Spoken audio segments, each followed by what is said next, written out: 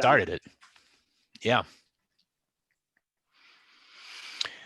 Okay, we've got 7 folks in the audience at this point. We're just going to continue letting everybody join the session, but I do believe we're live, and we're just going to give some folks a chance. Wow, the attendees are, I don't know if attendees are public for everyone to see, but they're just like ratcheting it up really, really quickly right now.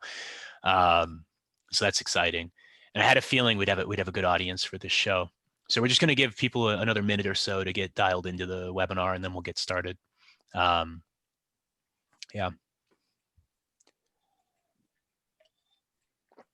Wow, this is really incredible. The number of attendees that are just dialing in right away. I think we had something like 430 registrants for the show today. So even with traditional SaaS like conversion rates on webinar registrants, I'm expecting a pretty big crowd. And for the folks that don't make it, we'll share it out, digitally, and we'll have a copy of it after. Okay, so why don't we kind of set the ground here, and we'll let some more folks get plugged in as we get going here. But I am Joe Caprio. I am the co-founder of Reprise, and we are a product to build demos for sales engineers and give power and control of demo creation back to the folks that do the demos.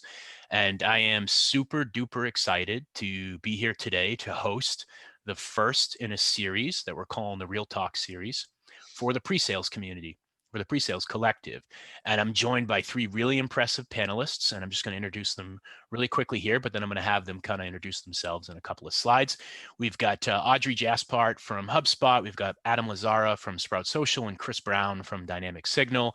We've had a couple of prep sessions on the content. We've had a couple of, Slack exchanges going on, and I think we're all really ready to kind of get into this content. So without further ado, why don't I talk about the Real Talk series? This is the first in a 4-part webinar series, and we're treating them kind of like a panel. And what's exciting about this is the content is driven by the community. And so we had a Google survey that went out, and we had a ton of people engage in the survey. And then my panelists and I have been engaging in Slack over the last couple of weeks, kind of driving excitement about this, but really getting insight into the most frustrating and challenging parts of the job for the members of the PreSales Collective. And then what we're going to do is we're going to read those concerns out, and we're going to share our expertise and our experience on how we at, fast growing companies, best in class organizations, how we solve those problems. And so I think it's going to be a really interesting closed loop format for the PreSales Collective. And we're going to do 4 of them. And every month we're going to bring in new panelists and address new problems. The reason we picked this format instead of a traditional webinar is I think that the actual mission of the PreSales Collective is in line with this format. I think it's an underutilized role. I think it's a misunderstood function. I think it's often a forgotten about team. And one of the examples I always use to explain why I feel that way is pre-sales manages the most important part of the deal process. Like they're in the middle of the funnel, and they make on average about 140% the average salary of a BDR. Okay. But when you Google thought leadership or you read thought leadership on LinkedIn, it's predominantly prospecting, and very little of it is sales engineering or pre-sales. And when you think about a tech stack, you buy a BDR, 3 to 5 products, right? Is it Outreach or Sales Loft, LinkedIn Navigator, or ZoomInfo? But we don't buy any products for the pre-sales team. And so when I really start to dig into that, it kind of upsets me, and it makes me think there's a ton of opportunity and potential. And I think that's the topic that we really want to get into on today's panel. So what are the biggest misses that these organizations have when it comes to understanding and managing and deploying the function of pre-sales? And I'm really, really excited to get into this first session. So like I said, we had 250 people engage in the survey or the quick polls that we did on Slack. And we're going to do this every month moving forward. We're going to keep engaging the community on the stuff that's important to you and the problems that you want to see us talk about. And then we're going to bring in really impressive experts and leaders in the community. So with that, I'm going to try to do less than my typical talk time on these sessions, and I'm going to try to give the panelists a chance to excel here. So we're going to go left to right. We're going to introduce ourselves, and we're going to try to follow a format that might be a little fun. Name, title, organization, and in honor of this work from home, we're going to think about our favorite road story, our favorite sales road story from before 2020 took place. So Audrey, take us away, please. Thank you, Joe. Hello, everybody. So my name is Audrey. I am French, currently working from France, and it's actually dark outside because it's 8 p.m. In France at the moment. I'm working as a solution engineering manager for the EMEA team, and I'm working in HubSpot. So let me think of like a nice story to talk to you about.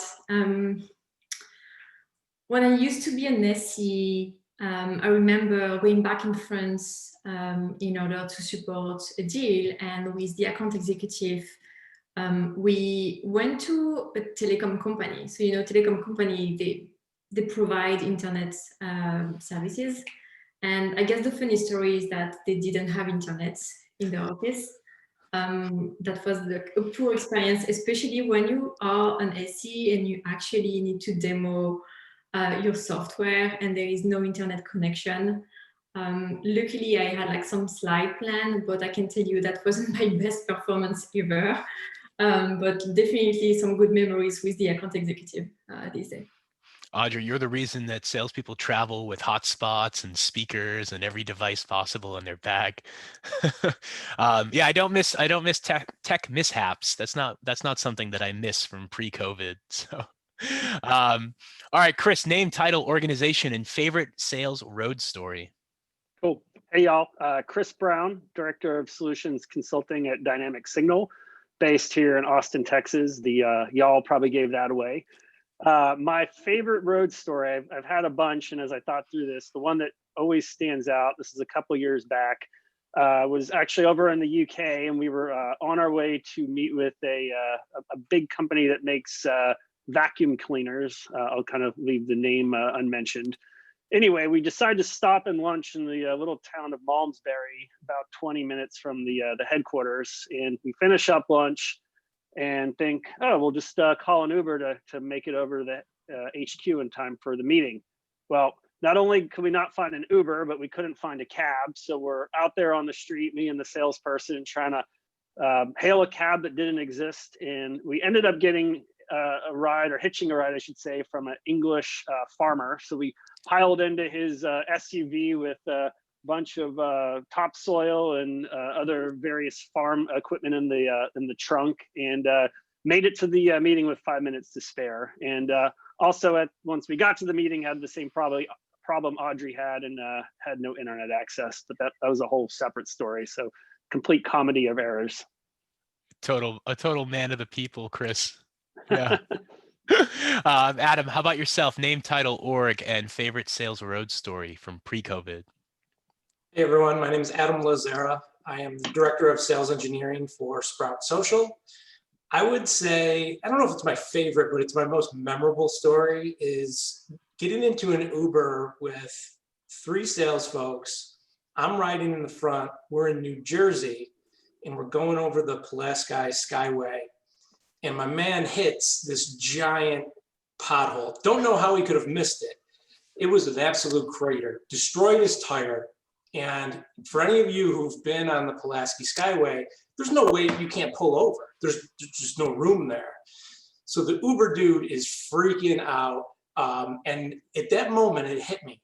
I'm in this moment with this complete stranger who has complete control, and he could just drive us right off the bridge. He's losing it. Like, I can't afford this. So there was a real moment of panic in my mind. Like, how are we going to get over this bridge into the other side? Fortunately, he just kind of slowly kept going and nobody ran into us. And we made it to the other side of the bridge. And then we got out and had to hoof it. And we were in some weird parts of Jersey, I'll tell you that. Oh, Adam, you had the closest to a brush with death from the 3 stories. All right, really quickly, just to play along. I don't know if I have a favorite road story either, but when I was pre-COVID, I used to travel a lot for sales. I did a lot of field visits, a lot of on-sites, and I have this habit of traveling with an extra sports coat and an extra shirt and an extra button down, or an extra undershirt too, because I sweat when I'm nervous. And also when I'm not nervous, I sweat. So we're going to move on to the content now. And we're gonna get this information from the audience, from the PreSales Collective members. And I'm just sharing this because I personally like when data makes sense, right? And so we're gonna go through a lot of questions and a lot of survey data. And I just want everyone to know where we got this information from. And so if you look at the tenure of the average response, you've got some folks that are like grizzled veterans, 11 years in the role. And you've got a lot of folks that are like earlier, 2 to 5 years. Very few people, when you really think about it, are like in between or, you know, in their first year, but there are first timers here. And I think that's one of the beauties of this community. So a nice spread of tenure. It's not just first timers or old vets. In terms of, you know, seniority in the org, I think same thing. We've got some leaders, which shows the power of pre-sales. So folks like Adam, Audrey, and Chris are active in this community, which I think is what makes it so special. And then you've also got some folks that are managing a part of the function or just part of the function. And you've also got some poor souls that are expected to do it all by themselves. So very similar to how long you've been in the role, where you are in the organization is pretty much across the board, which I think really represents the community itself. In terms of the types of work that we're doing, right? Are we dealing with SMB or enterprise? Most folks have to deal with both, which I think is going to be a theme that we see again and again. We ask pre-sales to deal with both. And same thing in terms of how technical is the sale. So very few people are just doing technical calls. Most of the time we're doing both the technical call and the business value call. And so I really love this data because I think it shows a widespread of people responding. And it also kind of leads into like just how nebulous and unfair the role can be, how undefined the role can be. And so when we went for it on this question, we just wanted to know a general health check. Like, where are we in the organization? How do we feel about the way we're treated? And unfortunately, very few people said that it's great. Like, nobody said that it's great. Nobody said it's great. Few people said it was really, really bad. You know, maybe like a quarter said it's really bad. And the majority of folks are saying like, it's all right. And this to me feels like we've learned to live with it, or we just accept it, or like it's better than it used to be. But I don't actually think that's the be all end all or the end state we want to chase. And so when we dug deeper and we started to look for the patterns or the trends that folks are upset about, how are we mistreated? How are we misunderstood? How are we not enabled at an organizational level? There were 4 things that really stuck, and people kept hammering these 4 topics. And so it's a matter of getting credit for the work you do. It's a matter of being asked to deliver a fair workload. It's a matter of being involved in strategic decisions and projects and not just being treated like another tool that the account exec can deploy as they see fit. And it's a matter of making sure that we're set up in terms of training and enablement. And so those are the 4 things that we're going to talk about here. And I'm going to kick to the panelists, the experts, and we're just going to try to take one of these things one at a time. And so we're going to start with credit, and we're going to start with Audrey. And so Audrey, talk to the audience here about credit for the pre-sales team. Like, I hear this a lot. I'm a 2-time, 3-time sales VP. I feel like the pre-sales team is undervalued compared to the sales team. Talk to us about that. Yeah, I would say I would probably not use the term undervalue, but maybe the term underseen. And the reason I'm saying that is I remember perfectly when I moved into management, the same month we had the annual sales kickoff. And you know, this is the type of event where the sales organization kind of show off, you talk about like the results, you talk about like all these new things you're going to implement. You do a lot of awards recognition as well. And we had like the sales organization who actually spoke up a lot. Renewal manager was present, the BDR organization, business development were present as well. And they all did the kind of speech and like award success, good story. And actually it hit me at this time that like social engineers were not represented in this annual kickoff. And I was like, oh my God, what's going on? Why are we not there on the scene presenting with them and actually saying congratulations for what the SC team has done all this past year? And actually I wasn't the only one realizing this, because all my team felt pretty bad about it, and the feedback from my team was actually really poor. So I guess for me that was like a good learning experience as well. I tried to understand what is happening, why are we not there? try to understand as well what my team wanted. Like, what do we want? Do we want to be on stage with them? Do we want to, what type of credits do we want the SE team to get in front of the other people from our sales organization?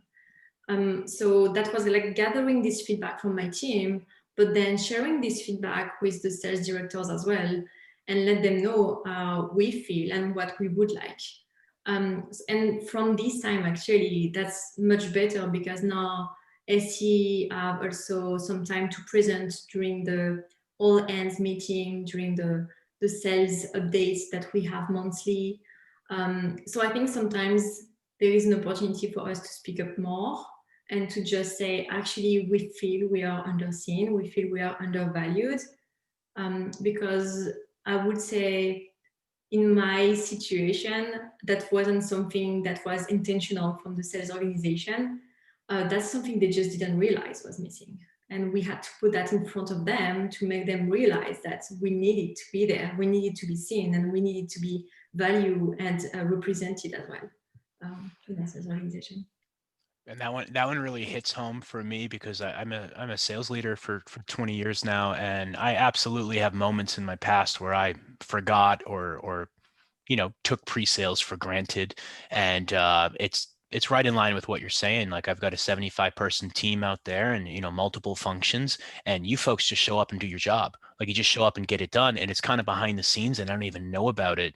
And so, a matter of credit, I always think about the ICs kind of fighting in the trenches, but you're making such an amazing point. It's at a higher level. It's at an executive level. It's at a leadership level that you need a presence, and you need a voice in the leadership meetings, so that attitude gets carried out through the org.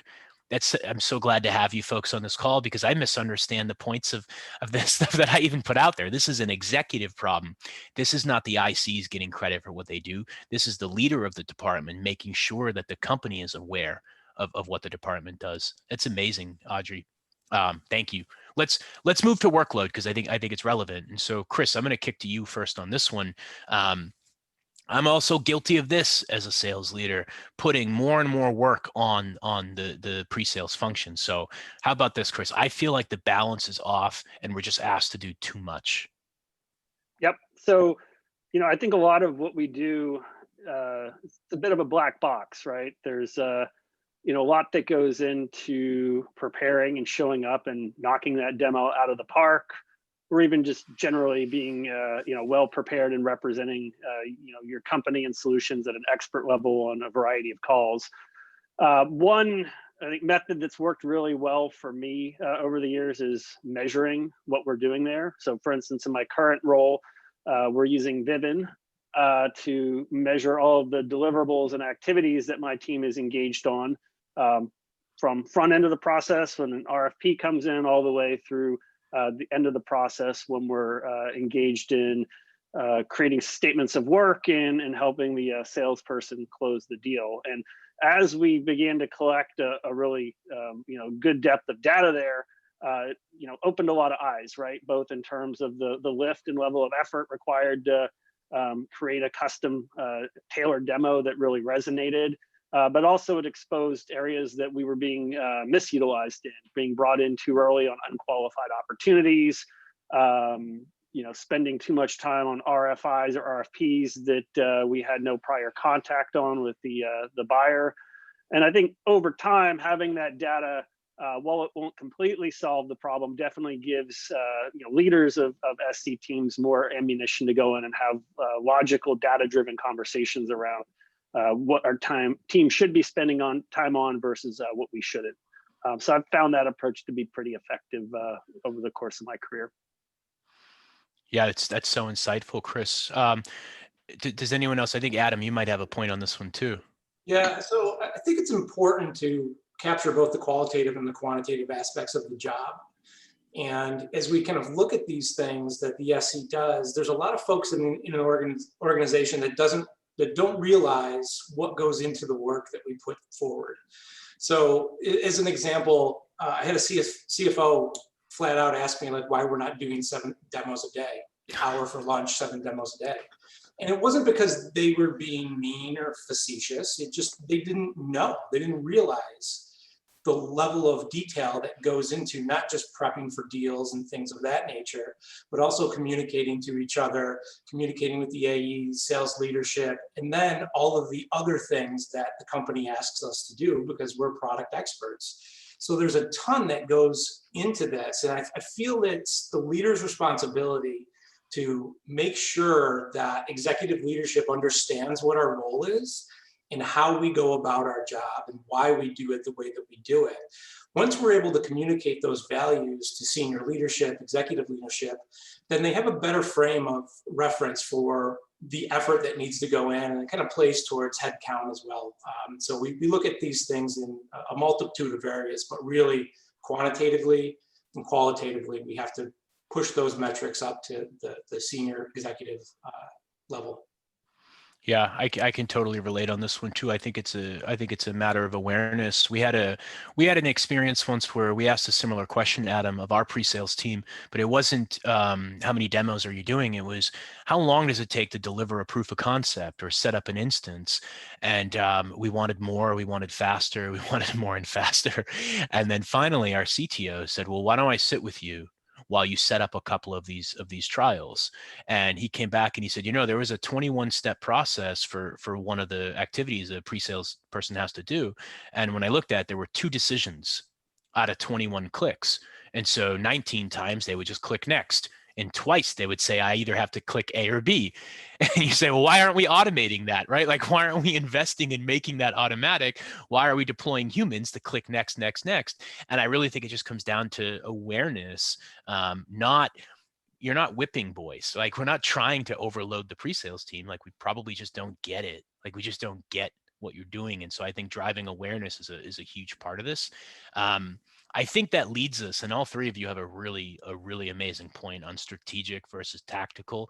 And I know how this happens from the sales leader. You just keep shipping the work out and eventually you become a bucket that catches more and more work. But how do you solve this? So we're being underutilized. They're wasting our time with menial tasks. Why don't we go Audrey, Chris, Adam, and I think everybody's got a point of view on this one.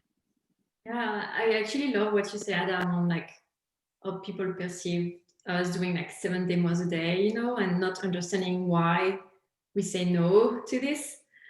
Because for me, it goes into being like strategic rather than tactical.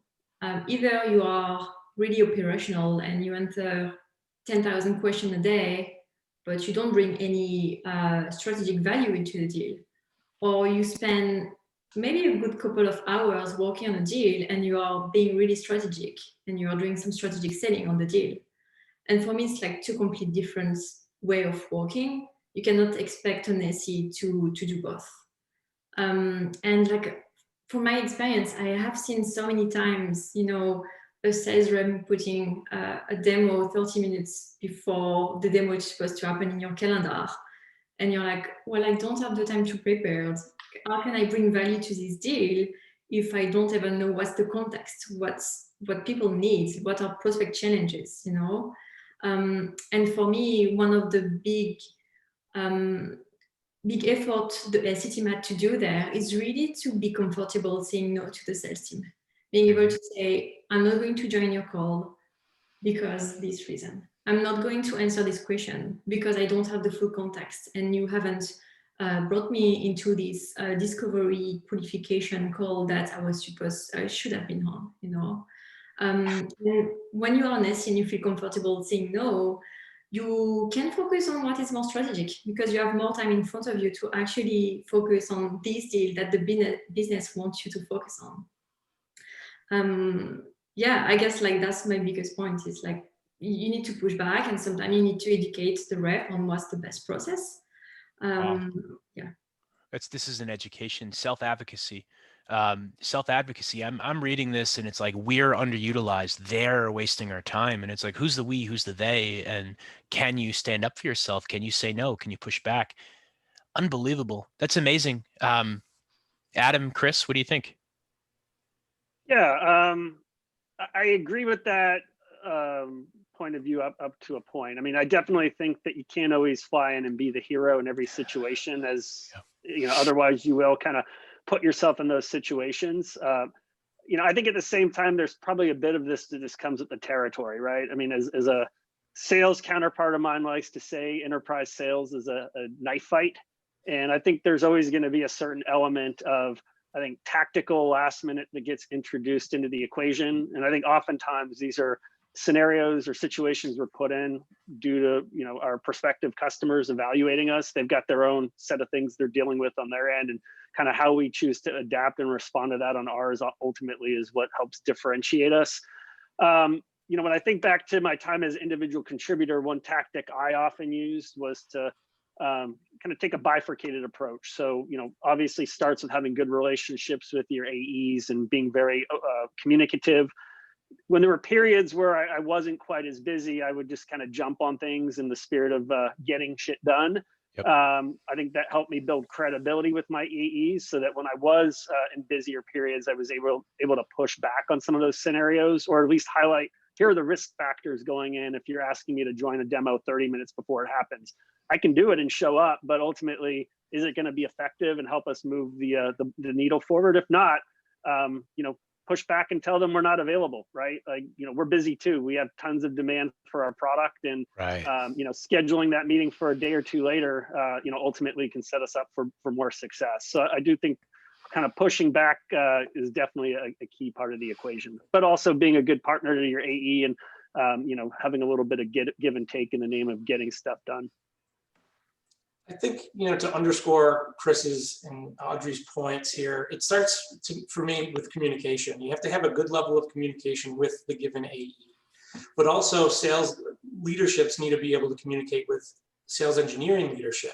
And we need to be taking that message for what our process is, how we work, and why we do those types of things. So when sales leadership understands our method and why we do it, they'll realize that they want the best chance to win that deal. And the best chance to win any of these deals is if we get proper context and preparation going into these meetings.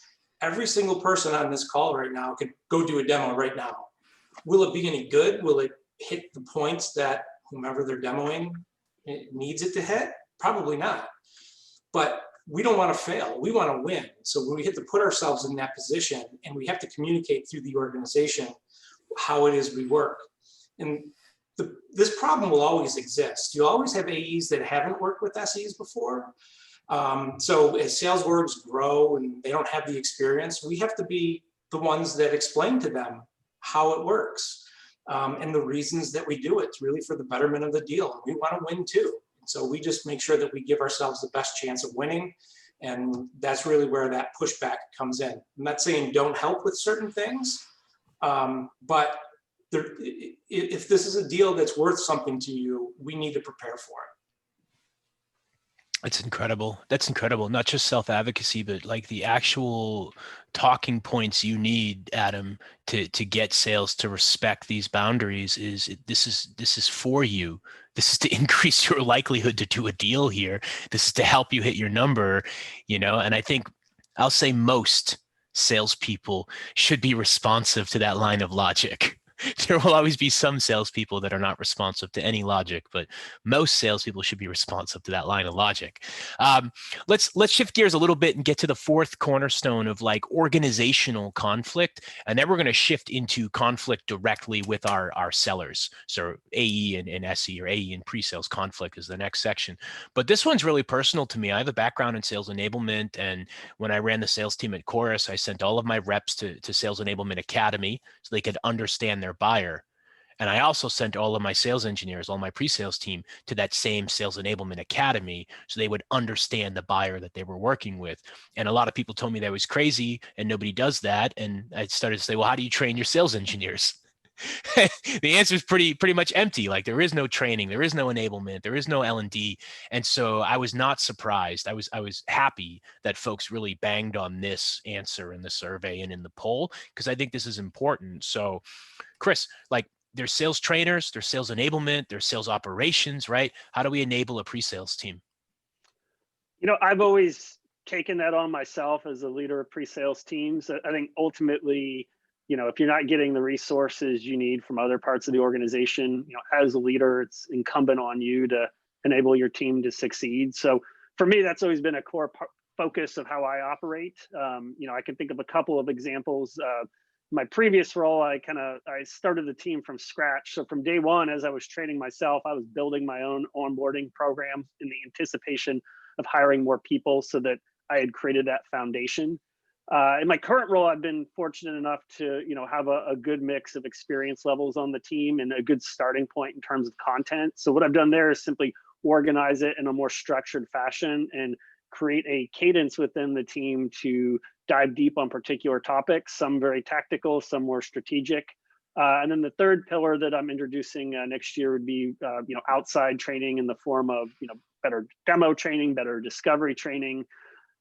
Those are some of the things I've done just in the name of controlling our own destiny. I think, as the company grows, or as the organization you're part of grows further and you have a more dedicated sales enablement function, I think partnering closely with them to drive a lot of that is key. But, when you're in that smaller, scrappier phase, I think really owning that yourself, I think can provide a lot of benefits. Ultimately, we have a real clear sense of how the role should be performed and how that training should be laddered down throughout the team. Yeah, those are really good points. I feel it's largely on us to make sure that our SEs are trained properly with the methodology that we use across the business. I think it also goes back to, communicating with the product team and having a line of communication to understand not only what we're building, but also what is coming. So if we can better understand those things, then we can take that training on ourselves and figure out, how do we want to present it? How do we want to talk about these things?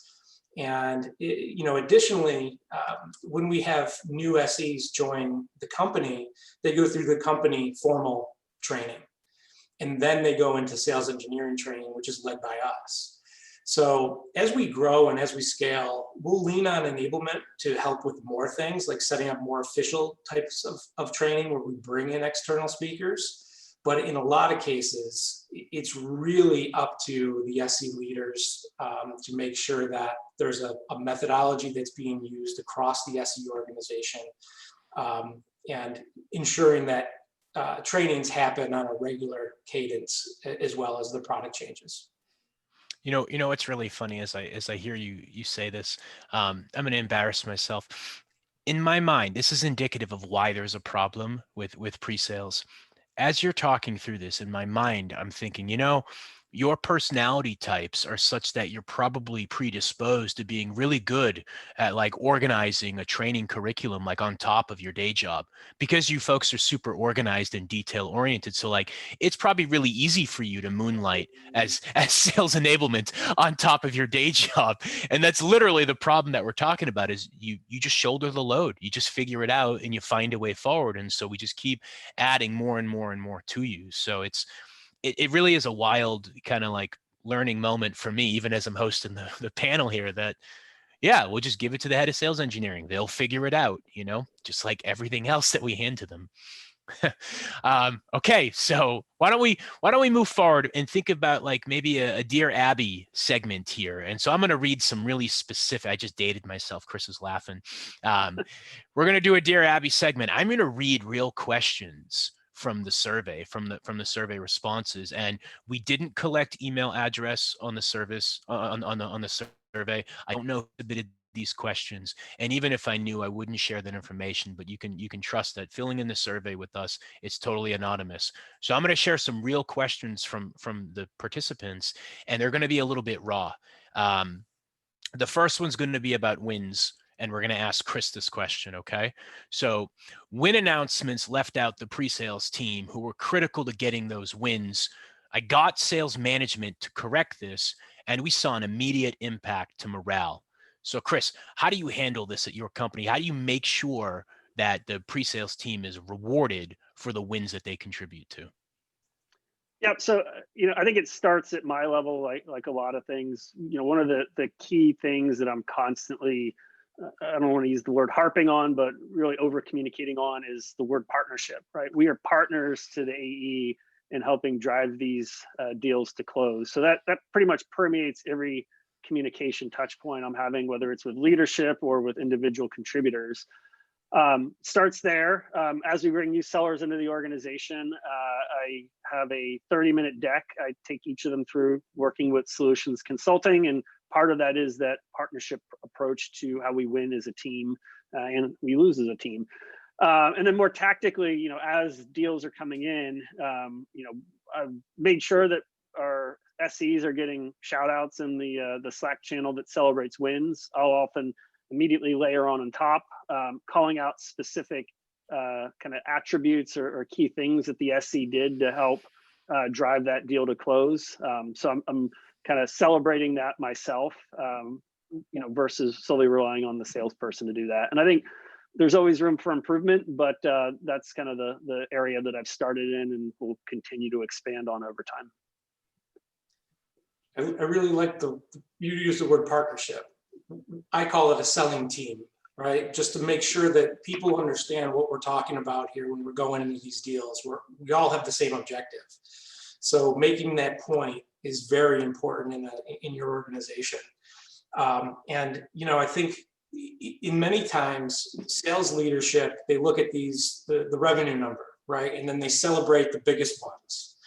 And that's great to a certain extent, but when you work within different segments of sales, like Sprout Social works, everything from SMB all the way up to enterprise. So if we're just shouting out the biggest deals, then a good portion of the team isn't going to be recognized for some really, really good work that they do. And arguably, sometimes more difficult work that they're doing to win some of these smaller deals. So there's a lot of goodness to go around. So it's important to brand your team as being a selling team or a partnership in this relationship. And I think of recognition in two ways. One, we recognize amongst their peers, so within the sales engineering group, because we want to do that frequently, because there's deals that come up that we've thought about how do we win that deal. So we look at dissecting those things and we share that information. And then the second point is the larger piece, where the leaders have to work a little bit closer with sales leadership to make sure that they're including the sales engineer in their congratulatory Slacks and emails and things that go out. After you start to kind of get into that motion a little bit, they pick it up, they understand, because again, the value of a selling team, that's what they want. And you know, we all have the same goal. So they'll shout it out from the rooftops. So you just got to kind of put yourself out there and make it known. Yeah, I think it's super important, and it's something you can establish if you're focused on a winning culture and a celebratory high five culture. Then just be proactive and just make sure that your pre-sales folks are getting their shine. Same with your BDR, same with your marketer, same with your CSM. You know, it is a team sport. It's enterprise sales all the way down to the $5,000 ASP product these days. Like, we're all running the enterprise sales motion, which means it's 5-on-5 to do deals right now. That's amazing. This next question is not anonymous. Audrey herself said it. I'm just totally joking, Audrey. This is an anonymous question. But we'll ask this one and we'll kick to Chris. So Chris, sales leadership does not involve me in strategic decisions. They keep me totally tactical, and then that bleeds through the organization. How do you handle this? How do you make sure that we involve you in strategic decisions? Yeah, I mean, again, I think it goes back to being proactive. So, you know, in my current role, I have bi-weekly sync cadences set up with each of the regional sales leadership members. Additionally, I have a group session scheduled once a month where we all get together and discuss kind of top level, more strategic issues. You know, what initiatives do we want to focus on from an enablement perspective? You know, what challenges or themes or trends are we seeing in the field, and how can we each contribute to solving those? And I feel that by doing that, what that's allowed for is kind of elevating our position within the overall cycle or process. Separately, it kind of makes the kind of 11th hour tactical items not only a little less frequent, but when they do come up, we're able to work through them together as a pair, or again, going back to that word partnership, as a leadership partnership to solve versus, hey, this happened and I need you to go fix it, when we're not having those regular communications. So I think that's been really effective and helpful, something that I, you know, regretfully didn't do in previous roles that has been really beneficial here in kind of elevating where we sit within the overall sales team hierarchy. It's really surprising the amount of times I see like this wall set up between sales and sales engineering, right? And it surprises me that we don't speak to the sales leadership as often enough. So it's really up to us. Like if you're in a leadership position, you're a manager, it's about you putting that meeting on that sales leader's calendar and a regular occurrence and making this something that sticks. You know, they want insight into their reps, quite honestly. They do. But we need to be proactive in that. And we can't wait for them to take the lead on it because they got a million other things that they're dealing with. So once we start to elevate ourselves, and we're now brought into more of these conversations, and the same thing goes with the product teams too. It's about how do we provide them with value so we could be a part of some of these decisions from a product perspective. Because after all, we're the ones that are in the field hearing this every single day, how people are using or how they would like to be using our product. So it's up to us to elevate the conversation and make sure that we're a part of it. Adam, that speaks to me. I delegate a lot of control and authority to the people on my team, and I expect my pre-sales leader to help me literally engineer sales. And that means help me figure out how to manufacture interest, demand, and navigate through procurement in a way that's seamless and effortless and enjoyable for the buyer. And so I am asking this person to go out there and find a way to get these deals done. It's a strategic role for me. And so it's always confused me when we treat the entire function like the lowest level, entry level IC of the function, who may be a tactical role, not a strategic role, but to not have like lockstep with your pre-sales leader, for me, is crazy as a go-to-market department head. Like, it makes no sense. In my mind, you own this part of the sales motion, which is akin to saying like you own the actual where the rubber meets the road of do people buy our product or not, because they're buying based on the process that you design and implement. And so yes, 10 out of 10, like you need to be involved at a strategic level and you need to make sure you're represented with your sales leader. So let's talk incentives as the fourth one here. I've got a question, and this one is going to go to Audrey first. On topic of credit, okay, pre-sales is no longer invited to President's Club. Are you kidding me with this one? Pre-sales not invited to President's Club. This created a rift between pre-sales people and salespeople, and it created a rift between department heads. Talk to me about pre-sales and P Club, or pre-sales and incentives. Yeah, like I guess it's a big one for everybody, you know, like at some point when your organization is really young, there is enough President Club like seat for everybody, and like your SC can go there, and then your organization gets bigger and bigger, and then, you know, the sales and the seats are going for the sales team and not for the SC anymore. And like I guess a couple of us have been in this situation where you just expect that you will have a seat for President Club, and then you don't have it anymore. I would say, for me, I have learned to not wait for the sales organization to put them into their incentive program. Because if you do, you may just be disappointed that you don't have this nice incentive voucher or like this nice price that the sales rep have. So what we are doing now is just kind of doing our own incentive program ourselves and making sure that it's aligned with the sales organization. So we look at the same type of criteria, or actually aligned criteria that is to support the business. But like we are not relying only on the sales organization to give us this type of incentive. So obviously it also means for pre-sales leader to fight to get the money if you want to have like money incentive. At the end of the day, I honestly believe that if you go into pre-sales, you don't go there for the money. You go there because you love your job, you love what you are doing, and getting a recognition that you have supported the deal is as important as getting a $100 voucher because you did really good, you know? Yep. So I would definitely, for me, the biggest part is, can we make sure that if a deal closed, the AC that has been working this deal and that is part of this selling team is going to be recognized for the work this person is doing. And if you get there, I think President Club is not as important anymore. You know, Audrey, I've always heard the phrase coin operated when you refer to salespeople, and what you just said about, you know, pre-sales isn't there for the $100 gift card. They're there for the acknowledgement and you know, the praise that they deserve.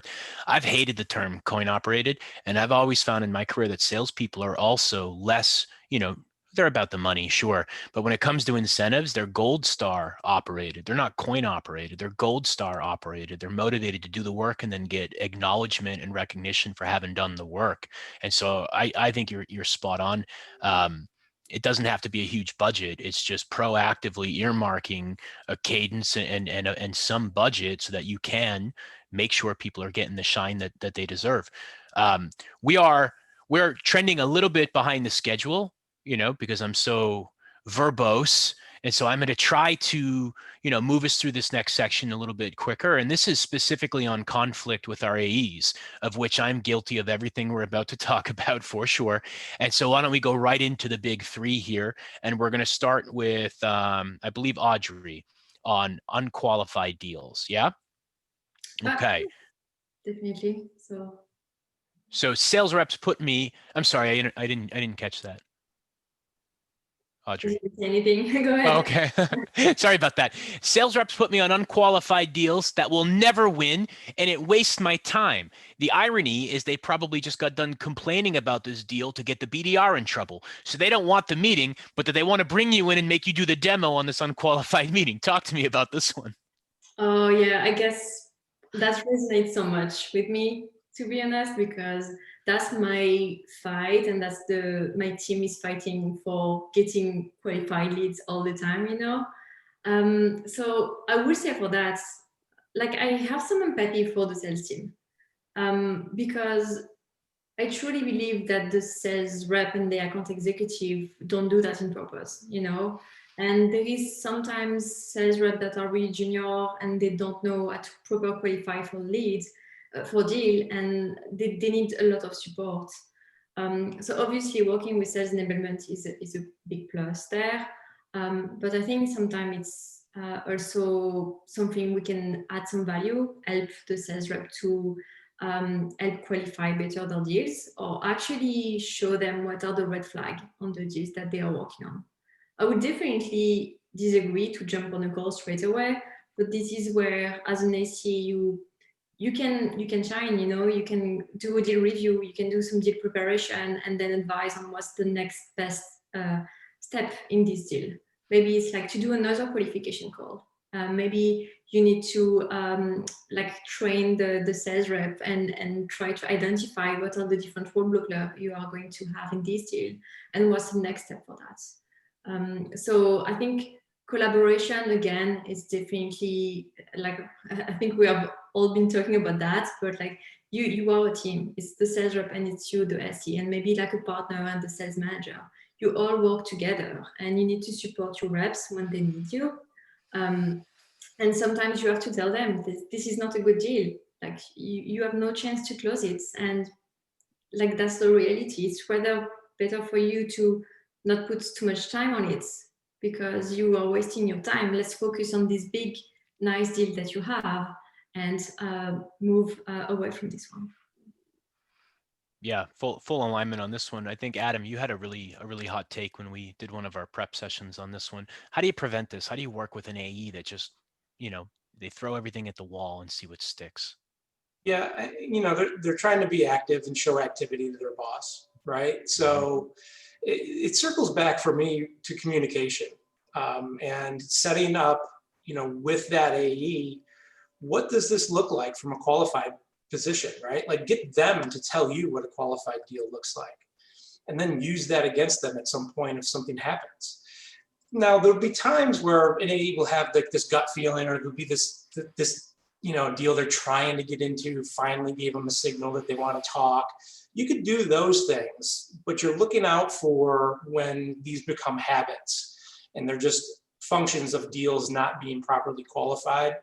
And you only have so much time in the day. So you have to use your hours wisely, and they need to understand that you're just not supporting them. You've got other AEs to support as well.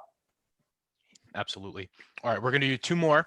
We're going to go AEs not prepping me technically, and we're going to kick this back to Audrey, and then we're going to wrap with Chris on a similar question. AE's not prepping me with context. And so not prepping me on the technical details. What's the buzzsaw I'm about to walk into on this call? And then we're going to have Chris talk about how AEs have to tell you, where's the deal? What stage? What's the power dynamic? What are we trying to accomplish? So Audrey, talk to us about getting prepped for technical details on a call. Yeah, like again, if I have like empathy for the sales team, what I have come to realize is that some of the sales team don't know how to qualify. And as soon as they hear integration, as soon as they hear like implementation, how do you integrate with this tool? They just freak out and they don't know what to do anymore. And for them, that's become this huge challenge, these huge things on the deal, and they don't even know where to start. So for me, there is definitely a step number one, which is like, how can SE support this team to understand how to qualify for technical needs? And that could be as simple as just explaining, like, why do you ask certain question? You know, because sometimes you have sales rep who ask question, but they don't even know why they're asking the question. So for them, the answer doesn't make sense at all. And there is a lot of enablements there where you definitely need to teach your team what type of question they should ask as like a really high level, so you can get a minimum of information that you can work on in order to move forward in this sales process. And maybe the next step is going to be, okay, we need to do another technical qualification call with the integrator, with the partner, with the IT team. But maybe it's going to be as simple as saying like, oh, actually, we have already a native integration and we don't need to do this big qualification process anymore, you know? Yeah, I've seen on the extreme end here, bad behavior from sales leaders. They brag about never having logged into the product.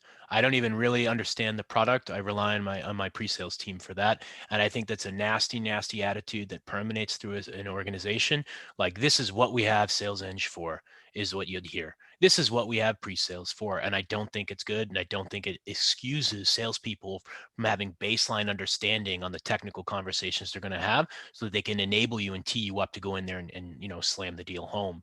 But I don't think it's okay to hear, you know, a 5-syllable word and say, oh no, I'm out now. This is a complicated word. You said integration, therefore this is not for me to deal with. So I think this is a responsibility thing that my role needs to drive through the organization. We are going to understand our tech, we're going to understand our market, and we're going to understand how these things work, and we're going to rely on our pre-sales team to come home and really drive home capabilities. And I think it has to start at the top on this one. So Chris, I think this one is more about either a process or just salespeople, right? Throw you on a call. You don't know if it's a first call, a fourth call. You don't know if we've already negotiated. Like, what's this story with this deal? And are you showing up to do a demo, talk about implementation? Like, where are you? So how do you handle this with your salespeople? Yeah, again, I think going back to the over communication is key element. I think this is certainly another area where over communication is really going to help. So, you know, one of the things I always did as an individual contributor, and that I encourage my current team members to do, is you know, put that pre-call planning call on the books to prep, to discuss, all right, what are we going to talk about from an agenda perspective? Where are we at in the deal? You know, what's the overall context from a budget standpoint, a risk factor standpoint? You know, all those things ultimately will help inform how we go into that call and position. For instance, if we know that budget's a concern, we might take the accelerator off a bit on talking about integrations, knowing that that could drive up the overall project cost. You know, that's one way that you know, I've seen that planning be effective, along with knowing what red flags to avoid. Right, if we know that the decision maker is you know, touchy around a particular topic, we might not go down that rabbit hole and you know, risk opening up a whole can of worms. I think to kind of close out there, by positioning the prep call to be, you know, in the benefit of both of us, both for me, the SE, as well as the AE, to ultimately drive a better call result, I found that that can be a help effective at you know, getting the AE to get on board with that approach versus kind of going in and winging it and hoping for the best. That's incredible. Look, we're about 6 minutes here to the top of the hour, and so why don't we kind of pause on content here. I just want to thank the panelists for what it's worth. we had very little drop off, like single digit drop off from the beginning of the panel till now, which is unusual in this. So I think it's indicative that you kept the audience engaged and people really liked hearing you address the questions that they submitted. So I'm really excited for how this went. And I just want to thank Adam and Audrey and Chris for doing this with me. They did a ton of work behind the scenes and getting the content ready and engaging with people and driving awareness. I'm excited for the next 3 of these that we're going to do. And I think you should look out in the general channel and the webinars and blog post channel for news about the next mission or about the next session. So thank you to Adam, Audrey, and Chris. I've got some basic housekeeping that I'm going to run through here, a series of announcements for James and Yuji at PreSales. Well, actually, when this one's for me, this is a program that I'm a part of that I care about very much. There's a gym called Inner City Weightlifting. They're in the city of Boston, where I'm from, and they're using personal training to fight recidivism and segregation in this country. So they rescue their trainers from the system, from juvenile hall or from prison, and they use personal training as a path for upward mobility. And so I work out with my trainer from Inner City Weightlifting every Thursday over Zoom, and I've now invited my entire team to work out with Adam Hayes, my trainer at Inner City Weightlifting, and then I converted this workout to be a public workout. And so now every Thursday at 8 Pacific, 11 a.m. Eastern, my team stands up and does a virtual workout on Zoom with the team at Inner City Weightlifting. And the funds, or the program funds, rescuing more people from this system, fighting recidivism, fighting gun violence, and breaking down barriers of segregation in our country. And so I would invite the entire community. You can come work out with me any Thursday. You can DM me in Slack. You can hit me on LinkedIn. I'm Joe at getreprise.com. This is a public workout that we're hosting with Reprise to help drive awareness to the program at ICW. And so I would love to see some folks from PreSales come do this workout. I get like a dozen folks to join any given week. Just message me. Other announcements and housekeeping. There is a PreSales podcast. It's every Monday. Make sure you tune in to that. My favorite episode was with Travis Strickland and Daryl Mason on dynamic AE/SE duos. Go figure, that was my favorite episode. So podcast every Monday. Don't miss that. There's also the PreSales Slack community. And what I'd like to say is I'm in here every day. There's so much knowledge transfer, networking. James and Yuji, who lead the PreSales Collective, they put a lot of energy into making it an active community. For example, there's a jobs forum. We're hiring for pre-sales at Reprise, but I'll put that in the Slack community the way I'm supposed to.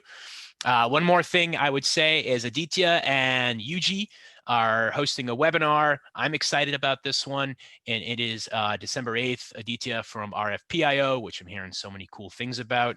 So make sure you tune into this webinar. 2 more, folks. The next Real Talk series is going to be December 15th. It's going to follow the very same format. So look out in the Slack community. We're going to be putting out surveys and questionnaires and trying to figure out what really matters to you all, so I can bring this fine panel to the community next month.